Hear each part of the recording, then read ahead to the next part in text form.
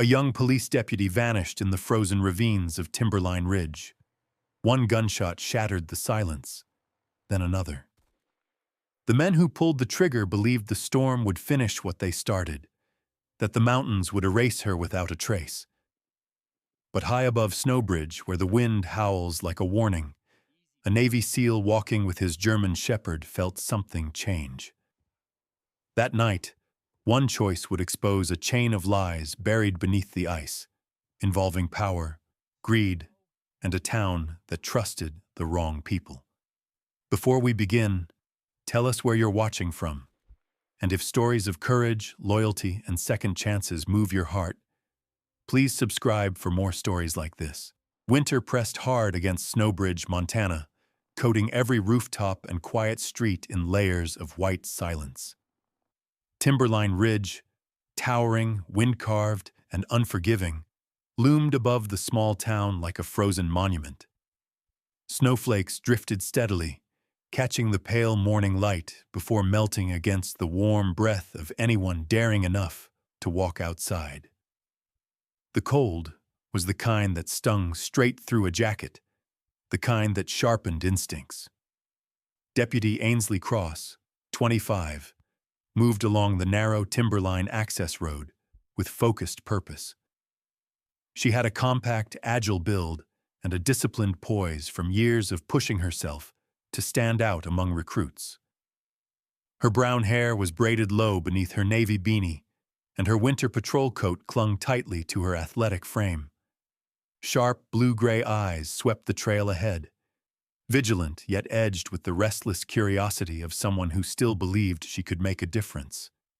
She'd only recently completed an advanced tactical certification. Today should have been a routine patrol, except a Timber North supply truck had been reported entering a restricted section of the ridge before dawn.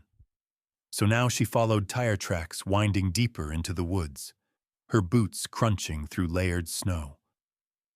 Ainsley lifted her radio. "Dispatch, cross entering the ravine path. Following vehicle tracks, will advise." Static answered her. She tried again. Nothing. The ridge often swallowed radio signals whole. The ravine tightened around her, its stone walls slick with a veneer of frost. Snow muted all sound. Ainsley slowed, hand hovering near her holster. Something about the air felt too still. The tracks ahead led into a bottleneck where trees choked the path. Then, a flash, a snap, a rifle's crack tearing through the winter hush. Pain exploded through her shoulder, ripping the breath from her lungs. She staggered back, a second shot grazing the side of her ribs, spinning her toward a fallen branch. Her radio sparked violently, a bullet having clipped its casing. Snow turned red beneath her knees. More shots struck bark around her. Someone was firing with precision. Ainsley pressed her palm to her wound, teeth clenched, adrenaline burning through shock. "Move," she told herself. She crawled, slow, dragging, determined, toward the thicker trees. The world blurred as she reached the massive trunk of a pine whose roots spread like gnarled hands beneath a burial of snow. She slumped against it, breaths shallow, consciousness slipping. Far below the ridge, the smell of hay mixed with antiseptic drifted from a warmly lit veterinary clinic on Elm Street. Nora Beckett, nearing 60, moved carefully between kennels, her silver hair tied into a loose bun that let strands fall around her lined, gentle face. A sturdy woman with soft brown eyes, Nora carried the calm presence of someone who had spent decades soothing frightened animals, and sometimes frightened people. Her clinic had begun, struggling in recent years, but she refused to close its doors. Her grandson, Jake, a 10-year-old with a mop of blonde curls and a jacket 2 sizes too big, sat on a stool sorting bandage rolls. He adored his grandmother and spent afternoons helping whenever school let out early. "Gran, another coyote?" he asked, pointing to the injured animal resting in a crate. Nora frowned, slipping on gloves. "That's the third one this month with the same wound pattern." She held up a flattened bullet fragment recovered from the animal. See this marking? Spiral grooves like these come from a very specific type of rifle. Jake squinted. Is that bad? Nora didn't answer right away. Something about these injuries gnawed at her. Too clean, too deliberate, too similar. But she didn't want to frighten the boy. She simply smiled, though worry creased her brow. It's unusual, sweetheart. That's all. Across town, in Snowbridge's only cafe, the low murmur of morning conversations swirled around the smell of burnt espresso and wood smoke. At a corner table, Mayor Raymond Stanton, a tall man in his 50s with perfectly combed salt and pepper hair and an expensive overcoat, leaned forward over a cup of black coffee. His smooth voice had a practiced charm, but the tension in his jaw betrayed irritation. Opposite him sat Charles Haverly, the broad-shouldered owner of Timber North. His flannel collar was dusted with sawdust, and his leathery face held the impatience of a man used to getting his way. You said it would be handled, Stanton muttered under his breath. Haverly scratched his beard, avoiding the mayor's gaze. It'll be handled. But your fundraising event won't matter if Cross keeps poking around where she shouldn't. Keep your voice down, Stanton snapped, forcing a smile as a barista passed by. Nothing more was said aloud, but the strain in their faces suggested something at Timberline was spiraling out of control. Back on the ridge, the storm thickened, dark clouds rolling like bruises across the sky. Elias Ward, 27, trudged up the snowy incline with the steady, disciplined stride of a soldier who had learned to respect every inch of terrain. His tall, lean frame was wrapped in a heavy jacket, and his sandy blonde hair, damp from melting snow, peeked from beneath a knit cap. His pale blue eyes held a quiet heaviness, remnants of a battlefield he'd left behind, but carried inside him still. Beside him bounded Coda, a 5-year-old German shepherd with a sable coat and a noble, intelligent posture. Coda's ears twitched constantly, scanning the forest with trained vigilance. The dog limped ever so slightly, a reminder of the explosion that injured them both during deployment. Elias had brought Coda to Snowbridge hoping the mountains would calm them both, but calm was shattered in an instant. Coda froze, nose lifted, body tense. "What is it, boy?" Elias whispered, though he already recognized the shift. The dog had picked up a scent. Coda barked once, low, urgent, and darted downhill. Elias followed instantly. They weaved through trees, cold air burning in Elias's lungs. The metallic scent hit him before he saw her. A figure slumped against a pine, snow gathering in her hair, blood blooming dark against her uniform. Elias dropped to his knees. "Hey, stay with me." Ainsley's eyes fluttered open, barely. "Deputy Ainsley Cross," she breathed. "I was following. Timber North." "You're safe now," Elias said, though he wasn't certain of it himself. He checked her wounds, one deep, one grazing. She was losing heat fast. He reached for his phone. No signal. The storm was closing in, suffocating the ridge. Coda paced anxiously around them, whining.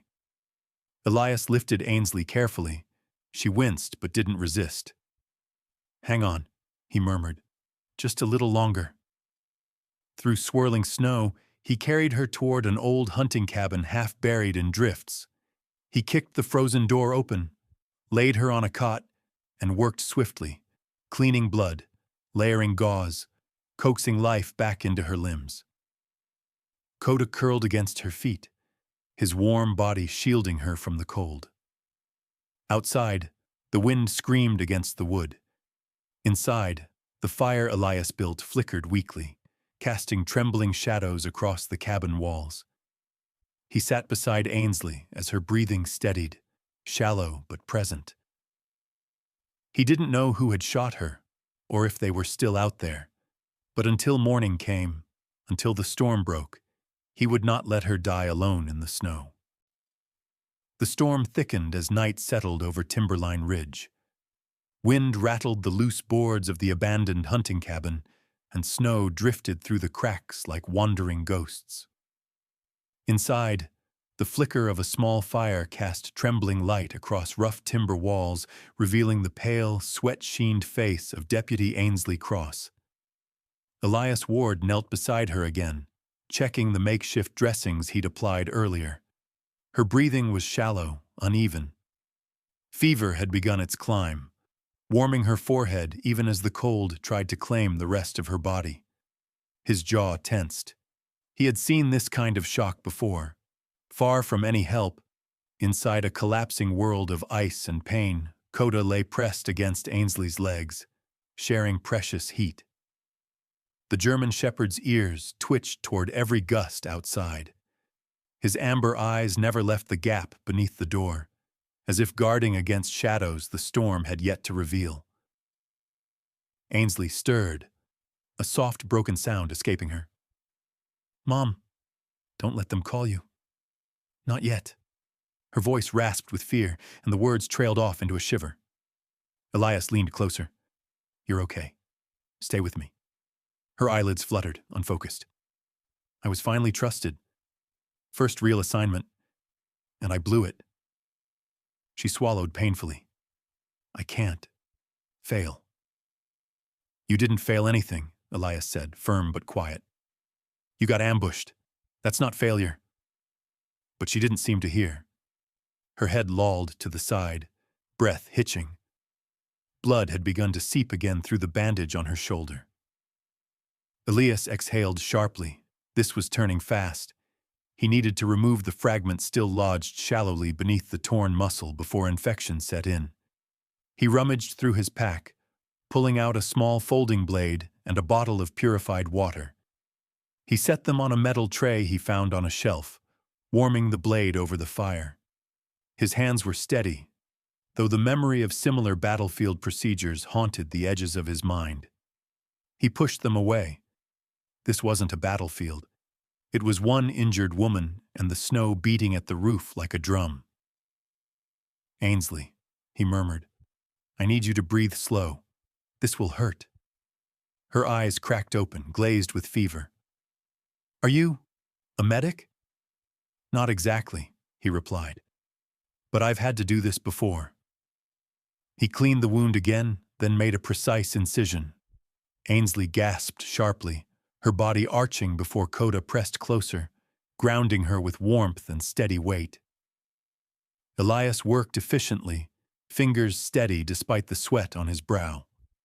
After a tense minute, he lifted the small, blood-coated shard of metal into the light. "That's it," he whispered, dropping it into a tin cup. He redressed the wound carefully, layering gauze and pressure. Ainsley slumped back, breathing hard, then slipped again into a fevered haze. Outside, thunder rolled faintly, a reminder that the world beyond the cabin was still raging. In downtown Snowbridge, the police station lights glowed against the storm, illuminating falling snow like sparks in the dark. Inside the communications room, a red indicator flashed on the dispatch panel. "Loss of contact now 43 minutes, said the night dispatcher, a slender man named Riley Trent, whose wiry frame and constantly tapping fingers showed his anxious disposition. His pale blonde hair stuck to his forehead from stress, and he stared at the radio logs as if willing Ainsley's signal to return. Sheriff Harlan Dalton, a tall, broad man in his mid-50s with a weather-toughened face and steady steel-gray eyes, stood behind him. Dalton gave off the aura of someone carved from mountain stone. Patient, unshakable, but deeply protective of his deputies. "Replay her last transmission," Dalton said. Riley pressed a button. A faint crackle, then Ainsley's voice. "Dispatch, cross entering ravine path following Timber North vehicle. Will advance." The recording cut abruptly. Dalton folded his arms. "Tire tracks," Restricted area. Sudden cutoff. This isn't equipment failure. A younger officer, Maya Torres, stepped forward. She was in her late 20s, sharp-eyed, athletic, with dark curly hair pulled tightly into a bun. Her voice carried a controlled urgency. "Sir, Timber North's trucks don't run that route unless they're avoiding inspection." "I know," Dalton replied. His jaw tightened. "We're not saying anything outside this building. No public alert. But once the storm breaks, we form a search team. I want every ranger and deputy ready." Riley hesitated. "You think Timber North's involved?" Dalton exhaled through his nose. "I think we'd be fools to rule it out." At the veterinary clinic, the storm rattled the windows. Jake sat on a stool flipping through a small phone left accidentally by a wounded lumber worker earlier that day. A rugged man in his 40s who had rushed out after dropping his injured dog, promising to return, but never did. Jake tapped the screen and found a half-typed message. "Warehouse North Sector unstable. Test rounds too volatile. Keep it quiet." His brows knit. "Gran," he called, "this looks important." Nora approached, wiping her hands on her apron. Her tired eyes narrowed as she read the message. "Test rounds? Volatile? And from the northern sector. Timber North owns that stretch." "Is that bad?" Jake asked quietly. Nora didn't answer immediately. She looked toward the back room where 3 injured coyotes rested, each bearing the same spiraled wound track. A chill rippled beneath her skin, colder than the wind outside. Across town, in a dim office smelling of old leather and polished wood, Mayor Stanton rubbed a hand over his face. Stress deepened the lines near his mouth. Charles Haverly stood near the window, watching the snow with a scowl. "The deputy's missing," Haverly muttered. "They'll send people looking. We don't need this." Stanton's gaze hardened. "Then make sure your men keep their mouths shut. Timber North promised stability in this town. I expect you to uphold that." Haverly's expression twitched, but he nodded. Neither man mentioned the injured animals, the bullet patterns, the warehouse message. But both knew the storm outside was nothing compared to the one slowly building beneath Snowbridge. In the cabin, Ainsley's fever eased slightly. Elias threaded another log into the fire. Coda lifted his head, ears tilting as if listening to something distant. Elias placed a steady hand on the dog's back. "Yeah," he murmured. "I know. Morning can't come fast enough." The storm raged on, sealing them in, a fragile pocket of warmth battling the cold, unaware of the larger shadows gathering across the mountain. Dawn crept along Timberline Ridge in muted gray bands as the blizzard loosened its hold. Ice glistened on every branch, and the air carried the hollow stillness that follows a night of violent weather. Inside the hunting cabin, the fire had dwindled to embers. Elias Ward eased his coat around Ainsley Cross, testing her balance as she tried to stand. She was pale but conscious, her breaths tight from pain. "I can walk," she murmured, though her voice trembled. "You can lean on me," Elias replied, steady and calm. Coda paced near the doorway, tail stiff, nose twitching in restless arcs. The German shepherd's posture signaled more than eagerness to leave. There was unease, a tension coiled beneath his fur. Elias caught it instantly. "What do you smell, boy?" Coda answered with a low growl, then pressed his nose to the snow outside the cabin. 2 distinct impressions marked the drift. Boot prints cutting sharply across the terrain, moving in a deliberate pattern. Ainsley's pulse quickened. She recognized the spacing. "They're tracking someone." "They're tracking us," Elias corrected. His tone remained quiet, but his jaw tightened. The prints were fresh, the stride determined, and scattered among them, Coda pawed at darker flecks, dried blood, likely Ainsley's trail from the night before. Elias glanced toward the tree line. "We need to move." Ainsley gripped his shoulder, fighting dizziness. Two men, armed. They must have circled back. Coda bristled, ears pinned forward. A distant crack of a branch snapped through the frozen stillness. Elias pulled Ainsley behind a fallen log. They crouched low while Coda pressed beside them, muscles taut. Moments later, two figures appeared between the pines. Thick winter jackets, rifles slung low, movements careful and predatory. One was tall and broad-shouldered, with a black beard iced over by the cold. The other shorter, wiry, with darting eyes scanning the ground. Ainsley's breath caught. "I know him. The short one. I saw him at Timber North's North Warehouse. He carried crates out the night I checked the logs." Her recognition sent a chill deeper than the wind. The men paused, inspecting the blood trail. The tall one signaled with two fingers. They followed it. Elias whispered, "We run on my word. When Coda jumps, you move." Coda's body tensed, eyes locked on the approaching threat. His breath steamed in sharp bursts. The tall man lifted his weapon. Coda launched like a bolt of amber lightning. The impact knocked the rifle wide. The man crashed into the snow as Coda hit his chest, teeth clamping onto his coat sleeve. The wiry man spun, startled, raising his gun. "Move!" Elias hissed. He pulled Ainsley with him, dodging behind a cluster of ice-laden spruce. Snow exploded beside them as a shot fired. Elias shifted low, instincts of a seal taking over, circling behind a rock formation, kicking snow deliberately to create offset tracks. "Coda, out!" Elias signaled sharply.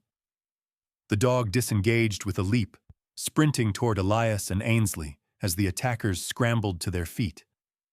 Gunfire shattered branches overhead. Elias shielded Ainsley as they veered downslope, the terrain narrowing into a corridor of jagged stone. Ainsley gritted her teeth through the pain, one arm wrapped around Elias for stability. "There's a ranger station, old one, half a mile east," she gasped. "If the storm didn't crush it, radio might still work." "Good," Elias said. "We make for it." Behind them, the men's shouts echoed angrily. They were persistent, but the forest favored those who understood its language. Elias guided their descent, stepping lightly on compact snow while kicking loose drifts in the opposite direction to mislead pursuit. Coda darted ahead, then doubled back, ensuring the path was safe. At last, the ranger station appeared through thinning fog, a squat wooden structure with a collapsed porch and boards warped by years of storms. Frost clung heavily to its broken windows. A rusted sign hung crooked.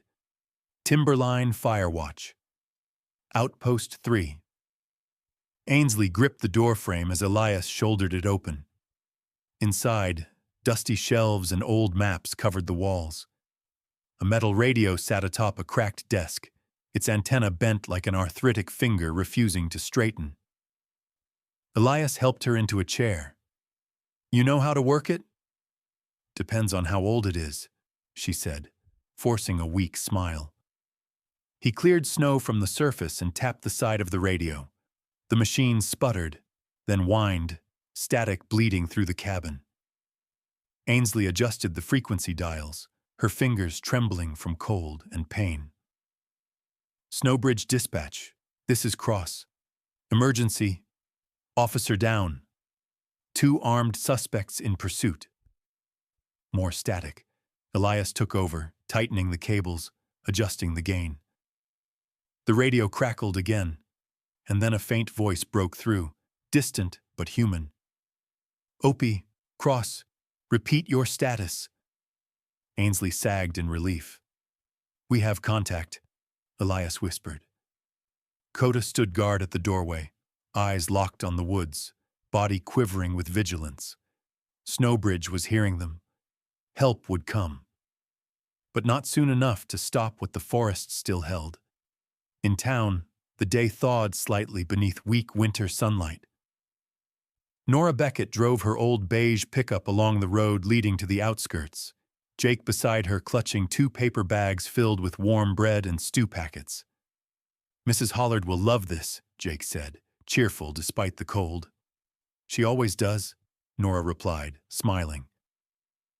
As they rounded a bend, a Timber North transport truck roared past too fast, fishtailing slightly on the icy road. A metal crate bounced free from the back, hit the ground, and split open. Brass cylinders spilled across the snow in a loud clatter. Nora braked sharply. "Jake, stay in the truck." She stepped out, coat pulled tight against the wind.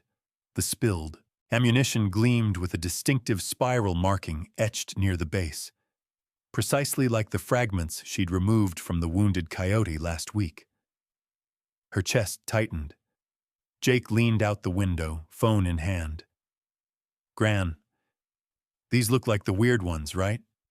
Nora nodded slowly, face pale. "Take a picture, then get back inside." Jake snapped several photos, zooming in on the unique grooves. When they reached home, he sat at Nora's desk and accessed Snowbridge Police Department's community tip website. He hesitated only once. Then he uploaded the photos anonymously. At the station, Sheriff Dalton reviewed incoming reports. The new alert flashed: "Anonymous tip, illegal ammunition, Timber North transport, photo evidence attached." Dalton leaned forward, his expression darkening with realization. This wasn't coincidence. This was the beginning of something much bigger. Snowbridge stirred under a hard, metallic dawn. The storm had thinned, leaving the forest shivering beneath a brittle crust of ice. Sheriff Harlan Dalton guided his snow-tracked patrol vehicle up the Timberline Road, the antenna on his roof straining toward the faint emergency ping Elias had managed to push through the ancient ranger station radio. Dalton's broad shoulders leaned forward over the wheel, his gray eyes narrowing with the instinct of a man who had spent 3 decades answering calls that could break a town. The old outpost appeared through the thinning mist, its wood splintered by storms, the porch half collapsed. But the danger outside overshadowed any decay inside. 2 men stalked the perimeter with rifles in hand, circling the door as if testing it. Both wore dark winter jackets fitted with tactical pockets. One had a beard thick as a thicket and a flattened nose suggesting a history of fighting. The other was the wiry man Ainsley had recognized earlier, his movements sharp and twitchy, eyes constantly scanning the tree line. Dalton cut the engine and stepped out silently, snow crunching under his boots. His breath curled into the cold air as he drew his sidearm. He took cover behind a low boulder just as the taller man slammed his shoulder into the ranger station door. Inside, Coda barked sharply, the deep warning of a cornered guardian. Elias reacted instantly. He positioned himself near the far wall, ready to intercept. Ainsley was propped against a table behind him, wrapped in blankets, her face pale but alert. She listened to the pounding with uneven breaths, fingers tightening around the edge of the cot. The wiry man shouted, "Kick it again! She's bleeding out! They won't get far!"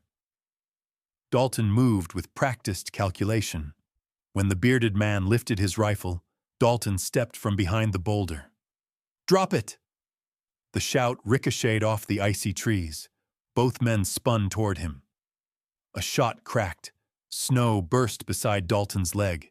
He fired back, forcing them to dive for cover. Elias flung the door open, Coda leaping past him like a streak of living steel. The shepherd lunged at the wiry man, teeth sinking into his forearm. The man screamed, rifle clattering into the snow. The bearded attacker raised his weapon toward the dog, but Elias hit him low, driving a shoulder into his ribs. They both crashed into the snowbank. Dalton moved in swiftly, pinning the wiry man with a knee, while Coda held his arm in a controlled grip. Elias wrestled the second man's rifle away and twisted his wrist until the weapon fell. Snow sprayed as the man struggled beneath him, cursing through clenched teeth.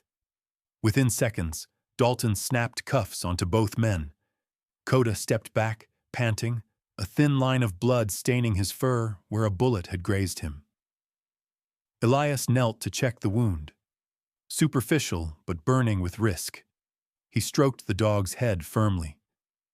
"Good boy, you held the line." The wail of approaching sirens wound through the trees.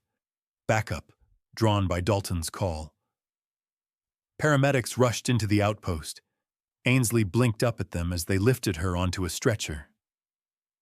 "You're safe now," Elias told her, though his voice caught faintly. She managed a weak nod, her hand brushing against his for a fleeting moment before the medics carried her outside.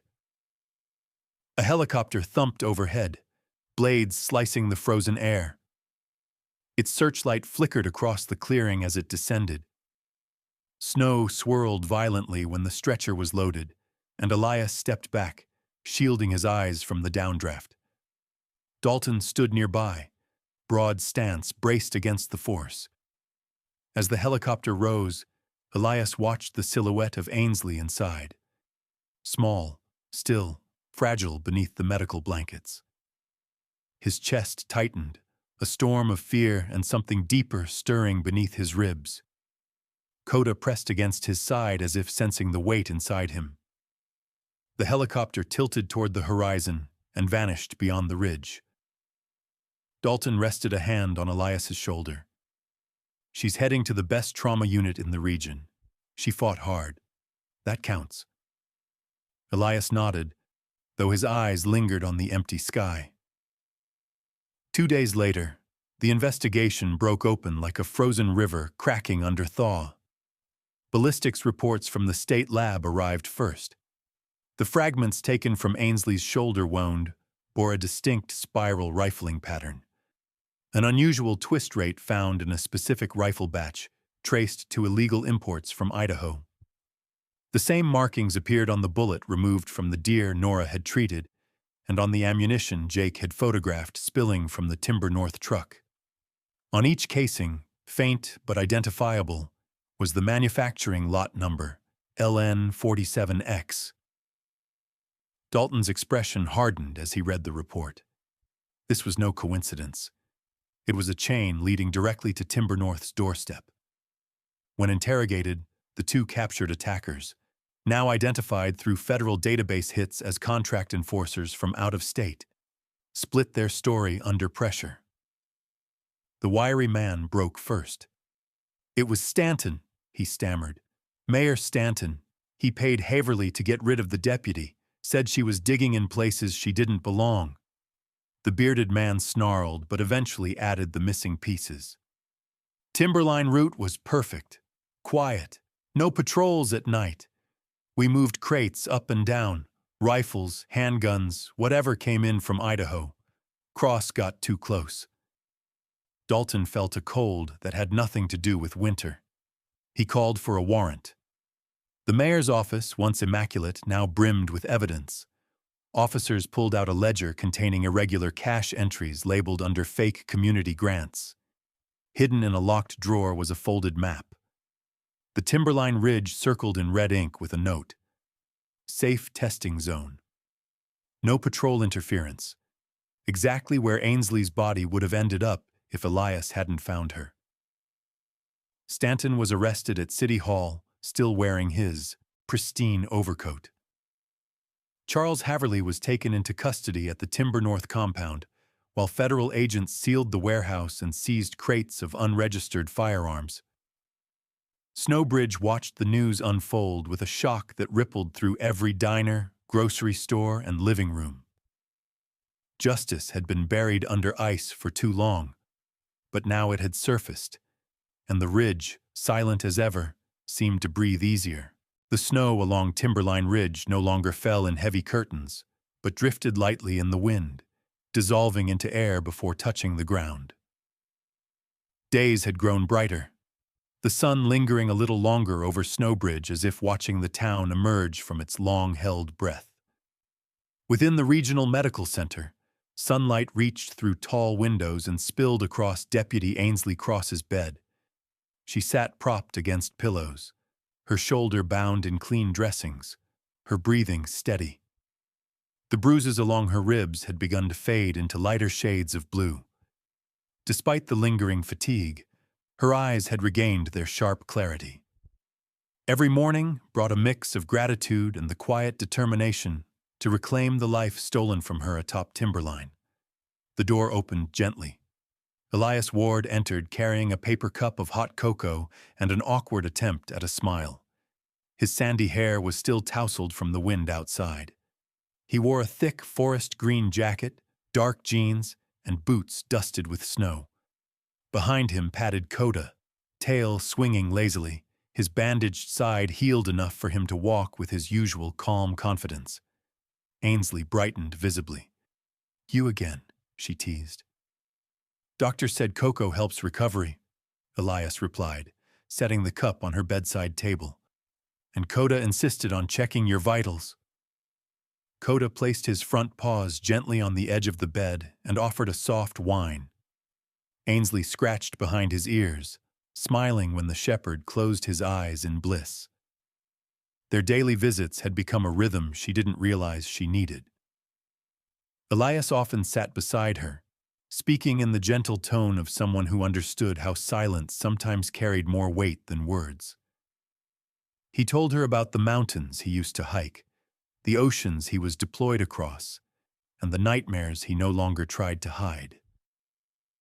She shared how she had always wanted to serve Timberline, how proving herself mattered too much, how fear crept in when she thought she'd never stand again.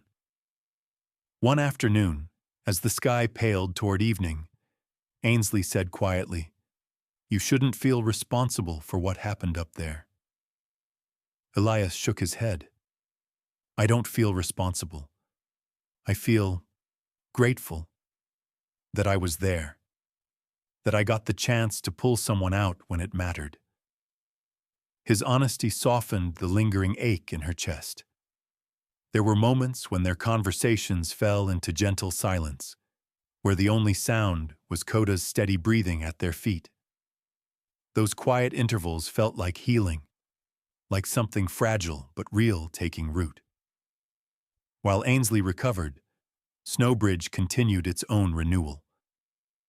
Dr. Nora Beckett's clinic bustled with volunteers installing new diagnostic equipment, purchased using the state grant she received. Nora stood outside her newly repaired sign, cheeks flushed from pride and winter air. Her silver hair fluttered as she guided workers into the kennel wing. Jake stood proudly beside her, wearing a blue ribbon pinned to his coat. Community Service Recognition Award. His photograph had appeared in the local paper, celebrating his anonymous tip that helped crack the case. The boy's grin was wide, infectious, and both he and Nora accepted endless baked muffins from grateful neighbors.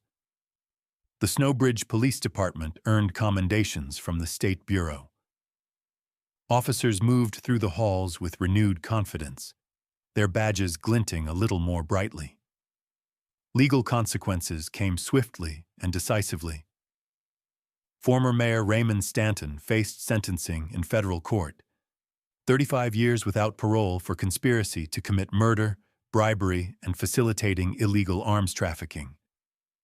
Charles Haverly, the Timber North owner, received 27 years for federal weapons violations and transporting unregistered firearms across state lines. The two hired gunmen were tried separately. The shooter responsible for Ainsley's wounds, 40 years. The assailant who fought Elias and Coda, 18 years. No deals, no secrecy. Every hearing was public, attended by townspeople who needed to see justice restored.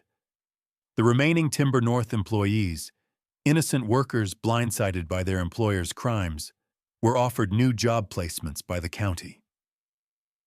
For the first time in years, Snowbridge felt like a community pulling together rather than unraveling.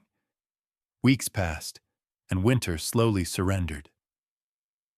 Ainsley was released from the hospital on a mild afternoon when the last patches of snow clung stubbornly to shady corners of Timberline Ridge. As she stepped outside, Adjusting the strap of her sling, she spotted Elias leaning beside his truck, Coda sitting proudly at his side. Elias held a warm, charcoal-gray winter coat in his hands. "Thought you might need something better than the one they cut off you," he said, trying to play it casual. She accepted the coat, brushing her fingers against his. "Thank you," she replied softly. "And if you ever plan on patrolling Timberline again," he added, half smiling, "you should probably call me. For backup." Ainsley slipped on the coat, the warmth surprising her. "I'll call you," she said, meeting his eyes. "But only if Coda comes too." Coda barked once, as though signing a contract. They began walking along the trail leading behind the parking lot, where melting snow dripped from branches and the scent of pine mingled with damp earth. Coda trotted between them, occasionally nudging Ainsley's hand as if guiding her forward. Words felt unnecessary. Their steps fell into an easy cadence. The quiet between them was no longer the silence of fear or uncertainty, but the gentle space where trust grows. As the sun slipped behind the ridgeline, casting golden threads across the melting snow, Elias glanced at her. "You doing okay?" Ainsley inhaled the crisp air, feeling steady for the first time in weeks. "I think," she said softly, "I'm exactly where I'm meant to be." They continued walking. Two battered souls and one steadfast dog along the timberline path that had once almost ended everything and now had given them something startlingly new. A place to heal. A place to return to. A place to begin. Sometimes the greatest miracles arrive quietly, not in thunder or fire, but in the steady footsteps of a loyal dog, in the courage of a wounded officer who refuses to give up, and in the unexpected kindness that appears when two lives cross in a moment of darkness. Stories like Ainsley, Elias, and Coda remind us that even in the harshest winters of our lives, the Lord's gentle hand can guide the lost toward safety, bring healing to the broken, and lead strangers to become family. May this tale be a small reminder that hope is never truly gone. It simply waits for the right moment to return. If this story touched your heart, I invite you to share your thoughts in the comments, tell someone who needs encouragement today, and subscribe to the channel so more people can feel this warmth. And may the gracious blessings of the Lord watch over you and your loved ones, protecting you through every storm and lighting your path toward peace. God bless you.